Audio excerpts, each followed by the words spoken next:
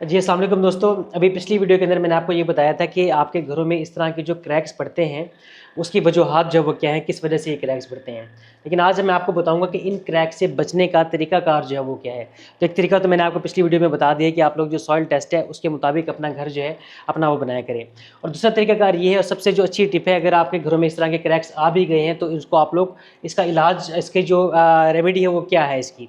तो सबसे बेस्ट तरीकाकार इसका ये होता है कि जब भी आप लोग अपने घरों में प्लास्टर का काम करते हैं, तो प्लास्टर वर्क करने से पहले उसके अंदर आप लोग फाइबर मेश जो है आप उसका इस्तेमाल किया करें। अपने घरों की जो दीवारें हैं उसके ऊपर आप लोग फाइबर मेश जो है आप वो लगाया करें।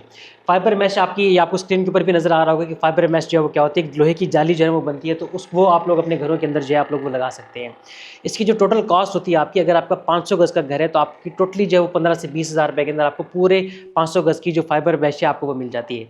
अगर आपका छोटा घर है, 125 गज़ है या 250 गज़ का अगर आपका घर है, तो उसके अंदर आपकी टोटल 7 से 8 हज़ार रुपये के अंदर आपको पूरा फाइबर मेश का जो रोल है आपको वो मिल जाता है। तो वो आपके 125 या 250 गज़ का जो घर है उसके लिए इनफ, मोर देन इनफ जो है आपकी वो हो जाती है।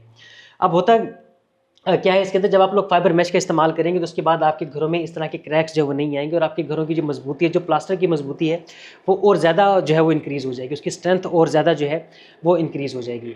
और इसके अलावा एक और सबसे अहम बात है कि जब भी आप लोग प्लास्टर करते हैं, तो प्लास्टर करने से पहले उसकी जो मिक्सिंग होती है, जो मिक्सिंग करने की मशीन जो आती है, तो उस मिक्सिंग मशीन का भी आप लोग जो है वो ख्याल किया करें।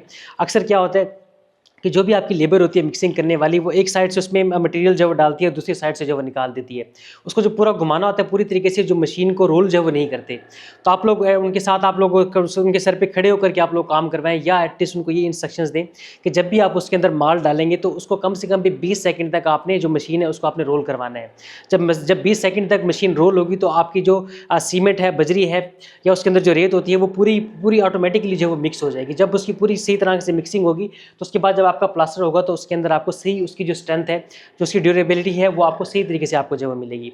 तो ये कुछ प्रो टिप्स हैं जो कि आप लोग अपने घर की कंस्ट्रक्शन करते वक्त आप लोग इनको, अगर आप खुद थोड़ी सी टेक केयर अगर आप लोग करेंगे, या जो भी अगर आप किसी कॉन्ट्रैक्टर के थ्रू अगर आप लोग घर बना रहे हैं, तो उसको आप लोग स्पेशली ये इंस्ट्रक्शंस दें।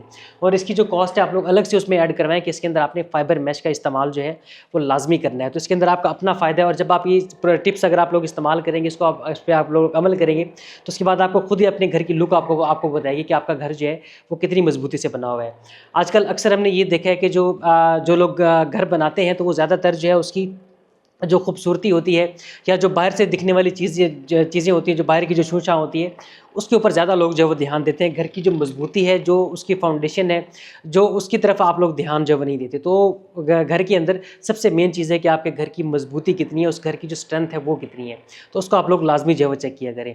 तो फर्दर अगर आपकी बहन टाउन कराची के हवाले से कोई भी क्यूरीज हो, तो आप उसके लिए हमसे कॉन्टैक्ट कर सकते हैं। और हमारे पेज को, पाक फ्लैग प्रॉपर्टीज़ का पेज, जिसके ऊपर आपको इस तरह की सारी इन्फॉर्मेटिव वीडियोज़ आपको मिलती हैं, इसको लाजमी लाइक और फॉलो आप लोग जो है वो कर लें। Thank you so much.